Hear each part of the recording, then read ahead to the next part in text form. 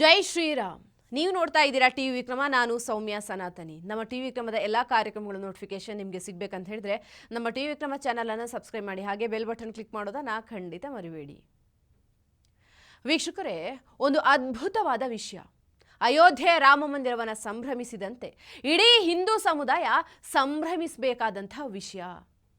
ಜನವರಿ 11ರಿಂದ 13ನೇ ತಾರೀಕು ಗುಜರಾತ್ನಲ್ಲಿ JCBಗಳ ಕಾರುಬಾರು ಬಹಳ ಜೋರಾಗಿತ್ತು. ಒಂದು ಊರನ್ನೇ ಧ್ವಂಸ ಮಾಡಲಾಗತ್ತೆ. ಅಕ್ರಮವಾಗಿ ಕಟ್ಟಿದಂಥ 200ಕ್ಕೂ ಹೆಚ್ಚು ಕಟ್ಟಡಗಳು ಪುಡಿ ಪುಡಿಯಾಗಿ ಧರೆಗೆ ಉರುಳಿದ್ದು.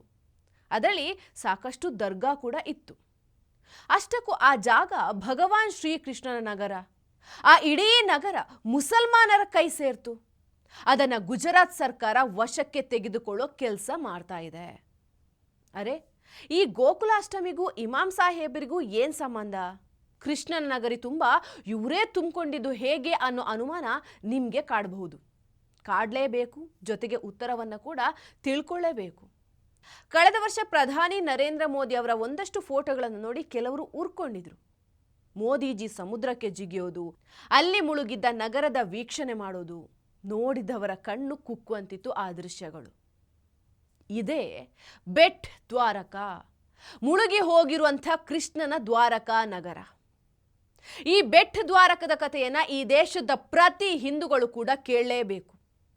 ವಕ್ಫ್ ಬೋರ್ಡ್ನ ಮಾಫಿಯಾ ಅಂದ್ರೆ ತಲೆ ಕೆಡಿಸಿಕೊಳ್ಳದವರು ಕೃಷ್ಣನ ನಗರಿಯ ಕಥೆಯನ್ನೊಮ್ಮೆ ಕೇಳಿಸ್ಕೊಳ್ಳಿ.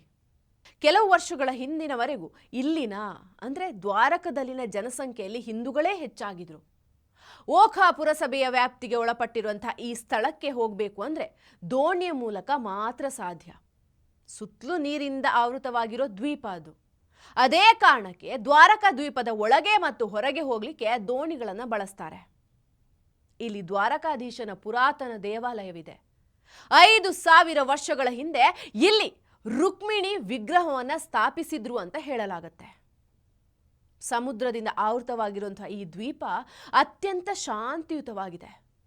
ಜನರ ಮುಖ್ಯ ಉದ್ಯೋಗ ಮೀನುಗಾರಿಕೆ ಆಗಿತ್ತು. ಆದರೆ ಕ್ರಮೇಣ ಇಲ್ಲಿಗೆ ಹೊರಗಿನ ಮೀನುಗಾರರು ಬರತೊಡಗಿದ್ರು. ವಿಶಾಲ ಹೃದಯದ ಹಿಂದೂಗಳು ಅವರಿಗೆ ಇಲ್ಲಿ ಉಳ್ಕೊಳ್ಳಲು ಹಾಗೆ ಮೀನು ಹಿಡಿಯಲು ಅವಕಾಶ ಮಾಡಿಕೊಡ್ತಾರೆ. ಬರ್ತಾ ಬರ್ತಾ ಇಡೀ ಮೀನುಗಾರಿಕೆ ವ್ಯಾಪಾರ ಮುಸ್ಲಿಮರ ಕೈ ತಲುಪುತ್ತೆ. ಹೊರಗಿನಿಂದ ಅವರಿಗೆ ದುಡ್ಡು ಬರ್ತಿದ್ರಿಂದ ಮೀನು ಮಾರುಕಟ್ಟೆಯಲ್ಲಿ ಕಡಿಮೆ ಬೆಲೆಗೆ ಮೀನುಗಳನ್ನು ಮಾರಾಟ ಮಾಡೋಕ್ಕೆ ಶುರು ಮಾಡ್ತಾರೆ. ಆದರೆ ಪಾಪ ಮೀನುಗಾರಿಕೆಯನ್ನೇ ನಂಬಿಕೊಂಡು ಬದುಕ್ತಾ ಇದ್ದಂಥ ಹಿಂದೂ ಮೀನುಗಾರರಿಗೆ ಅಷ್ಟು ಕಡಿಮೆ ಬೆಲೆಗೆ ಮೀನುಗಳನ್ನು ಮಾರೋದಕ್ಕೆ ಆಗದೆ ನಿರುದ್ಯೋಗಿಗಳಾಗ್ತಾ ಬಂದರು. ಅಲ್ಲಿಂದ ಶುರುವಾಗೋದು ಹಿಂದೂಗಳ ವಲಸೆ. ಹಿಂದೂಗಳು ಮುಸ್ಲಿಮರೊಂದಿಗೆ ವ್ಯಾಪಾರದಲ್ಲಿ ಪೈಪೋಟಿ ಮಾಡೋಕೆ ಆಗದೆ ನಿಧಾನಕ್ಕೆ ಅಲ್ಲಿಂದ ಹೊರಗೆ ಬರ್ತಾರೆ.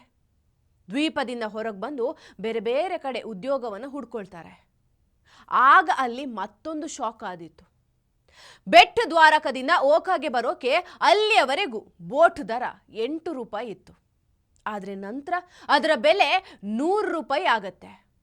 ಎಲ್ಲ ದೋಣಿಗಳು ಮುಸ್ಲಿಮರ ವಶದಲ್ಲಿದ್ರಿಂದ ಬಾಡಿಗೆಗೆ ಹೊಸ ರೂಲ್ಸ್ ಮಾಡ್ಕೊಳ್ತಾರೆ. ಓಖಾಗೆ ದೋಣಿಯಲ್ಲಿ ಪ್ರಯಾಣಿಸುವ ಹಿಂದೂಗಳಿಗೆ 100 ರೂಪಾಯಿ, ಆದರೆ ಮುಸ್ಲಿಂ ಪ್ರಯಾಣಿಕರಿಗೆ ಬರೀ 8 ರೂಪಾಯಿ ಅಂತ. ದುಡಿದ ದುಡ್ಡಲ್ಲಿ 100 ರೂಪಾಯಿ ಅಲ್ಲಿಗೆ ಕೊಡಬೇಕಂದ್ರೆ ಬದುಕೋದಾದ್ರೂ ಹೇಗೆ? ಹೀಗಾಗಿ ಹಿಂದೂಗಳು ಉದ್ಯೋಗಕ್ಕಾಗಿ ಅಲ್ಲಿಂದ ವಲಸೆ ಪ್ರಾರಂಭಿಸಿದ್ರು. ಈಗ ಕೇವಲ 15% ಹಿಂದೂಗಳು ವಾಸಿಸ್ತಾ ಇದ್ದಾರೆ. ಇಲ್ಲಿ ವಲಸೆಯ ಮುಖ್ಯ ಕಾರಣ ಅಂದರೆ ಮೀನುಗಾರಿಕೆ ಮತ್ತು ಸಾರಿಗೆ. 2 ಮುಖ್ಯ ಉದ್ಯೋಗಗಳು ಹಿಂದೂಗಳಿಂದ ದೂರ ಆಗಿದ್ವು. ವೀಕ್ಷಕರೇ, ದ್ವಾರಕಾ ದ್ವೀಪ ಸುಮಾರು 5000 ವರ್ಷಗಳಷ್ಟು ಹಳೆಯದಾದ ದೇವಾಲಯವನ್ನು ಹೊಂದಿದೆ. ದ್ವೀಪವನ್ನೇ ಬಿಟ್ಟೋದ್ರೂ ಕೂಡ ಹಿಂದೂಗಳು ಅಲ್ಲಿಗೆ ದೇವರ ದರ್ಶನಕ್ಕಾಗಿ ಆಗಾಗ್ಗೆ ಭೇಟಿ ನೀಡ್ತಾ ಇದ್ರು. ಆಗ ಜಿಹಾದಿಗಳು ಅಲ್ಲೂ ಕೂಡ ಒಂದು ಹೊಸ ಪ್ಲಾನ್ ಮಾಡ್ಕೊಳ್ತಾರೆ. ದೋಣಿಯಲ್ಲಿ ಕೇವಲ 20-30 ನಿಮಿಷಗಳ ನೀರಿನ ಪ್ರಯಾಣಕ್ಕೆ ದರ್ಶನಕ್ಕೆ ಬರುವಂಥ ಭಕ್ತರಿಂದ 4000ದಿಂದ 5000 ರೂಪಾಯಿಗೆ ಬೇಡಿಕೆ ಇಡ್ತಾರೆ. ಅಷ್ಟು ದುಬಾರಿ ದರವನ್ನು ಭರಿಸೋಕೆ ಆಗದೆ ಜನರು ಅಲ್ಲಿಗೆ ಹೋಗೋದನ್ನೇ ನಿಲ್ಲಿಸ್ತಾರೆ. ಈಗ ಅಲ್ಲಿ ಪೂರ್ಣ ಪ್ರಮಾಣದ ಜಿಹಾದಿ ಇದ್ದಾರೆ. ಹಿಂದೂ ದೇವಸ್ಥಾನದ ಸುತ್ತಲೂ ಸಮಾಧಿಗಳನ್ನು ಮಾಡಿಕೊಂಡು ಮನೆಗಳನ್ನು ಕಟ್ಕೊಂಡು ಅವರದೇ ಸಾಮ್ರಾಜ್ಯ ಮಾಡ್ಕೊಳ್ತಿದ್ದಾರೆ. ಇಷ್ಟೆಲ್ಲ ಆದರೂ ಹಿಂದೂ ಸಮಾಜ ಅಲ್ಲಿ ಜಾಗೃತ ಆಗ್ಲಿಲ್ವಾ? ಆಯಿತು, ಸರ್ಕಾರಕ್ಕೂ ವಿಷಯ ತಿಳಿಸಿದ್ರು. ಹಿಂದೂ ಸಮಾಜ ಸರ್ಕಾರವನ್ನ ಎಚ್ಚರಿಸಿತ್ತು ಕೂಡ. ಓಖಾದಿಂದ ಬೆಟ್ ದ್ವಾರಕಾಗೆ ಸುದರ್ಶನ ಸೇತುವೆಯ ಕೆಲಸವನ್ನ ಸರ್ಕಾರ ಪ್ರಾರಂಭಿಸಿತು. ಮೋದಿಜಿ ಕಳೆದ ವರ್ಷ ಇದೇ ಸೇತುವೆಯನ್ನು ಉದ್ಘಾಟನೆ ಮಾಡಿದ್ದು. ಇದೆಲ್ಲದರ ನಡುವೆ ಗುಜರಾತ್ನಲ್ಲಿ ಸುನ್ನಿ ವಕ್ಫ್ ಮಂಡಳಿಯು ದ್ವಾರಕಾದ 2 ದ್ವೀಪಗಳ ಮೇಲೆ ತನ್ನ ಹಕ್ಕು ಸಾಧಿಸುತ್ತೆ. ಶ್ರೀಕೃಷ್ಣನ ನಗರವಾದ ದ್ವಾರಕದಲ್ಲಿನ 2 ದ್ವೀಪಗಳನ್ನು ವಕ್ಫ್ ಮಂಡಳಿ ನಂದು ಅಂತ ಹೇಳುತ್ತೆ. ಕೃಷ್ಣನಗರವನ್ನು ನೀವು ಹೇಗೆ ಹಕ್ಕು ಸಾಧಿಸ್ತೀರಿ ಅಂತ ಗುಜರಾತ್ ಹೈಕೋರ್ಟ್ ಪ್ರಶ್ನಿಸಿ ವಕ್ಫ್ಗೆ ಮಂಗಳಾರತಿ ಎತ್ತಿ ಅರ್ಜಿಯನ್ನು ವಜಾ ಮಾಡಿದೆ. ಇದೊಂದು ಪಿತೂರಿ ಅನ್ನೋದರಲ್ಲಿ ಅನುಮಾನವೇ ಇಲ್ಲ. ಆ 2 ದ್ವೀಪಗಳಲ್ಲಿ ಈಗ ಅಕ್ರಮ ಮನೆಗಳು ಎದ್ದು ನಿಂತಿದ್ವು. ಎಲ್ಲಿಂದಲೋ ಬಂದವರು ಆ ಜಾಗವನ್ನು ಆಕ್ರಮಿಸಿಕೊಳ್ತಾರೆ. ಈಗ ಸರ್ಕಾರ ಆ ಎಲ್ಲ ಅಕ್ರಮ ವ್ಯವಹಾರಗಳು ಮತ್ತು ಮನೆಗಳನ್ನು ನೆಲಸಮ ಮಾಡ್ತಾ ಇದೆ. ದರ್ಗಾಗಳು ನೆಲಸಮ ಆಗ್ತಾ ಇದೆ.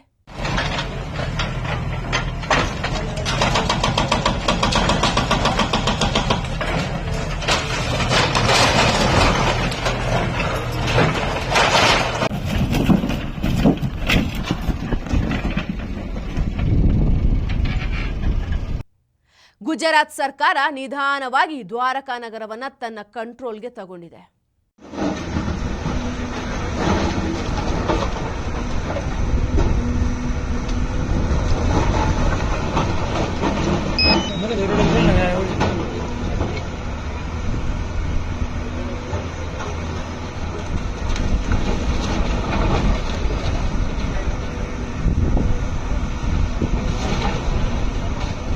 ಉತ್ತರ ಪ್ರದೇಶದಲ್ಲಿ ಅಯೋಧ್ಯೆ ರಾಮ ಮಂದಿರ ಹೇಗೆ ವಿಜೃಂಭಿಸ್ತಾ ಇದೆಯೋ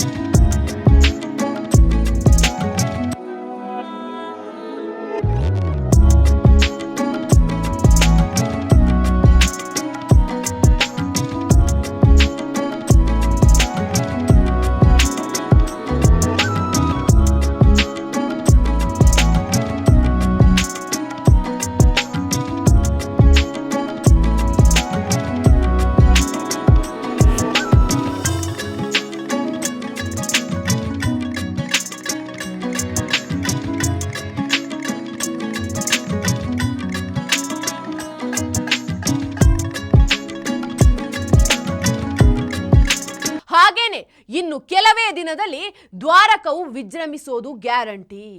ಇದು ಮೋದಿಜಿಯ ಗ್ಯಾರಂಟಿ. ಟಿವಿ ವಿಕ್ರಮ, ದೇಶ ನಿಮ್ಮ ಕೈಯಲ್ಲಿ. ಈ ಕಾರ್ಯಕ್ರಮ ನಿಮಗೆ ಇಷ್ಟ ಆಗಿದ್ದಲ್ಲಿ ಲೈಕ್, ಶೇರ್ ಹಾಗೂ ಕಮೆಂಟ್ ಮಾಡಿ. ಟಿವಿ ವಿಕ್ರಮದ ಕಾರ್ಯಕ್ರಮಗಳನ್ನು ನಿರಂತರವಾಗಿ ವೀಕ್ಷಿಸಲು ಸಬ್ಸ್ಕ್ರೈಬ್ ಮಾಡಿ, ಬೆಲ್ ಐಕನ್ ಒತ್ತಿ.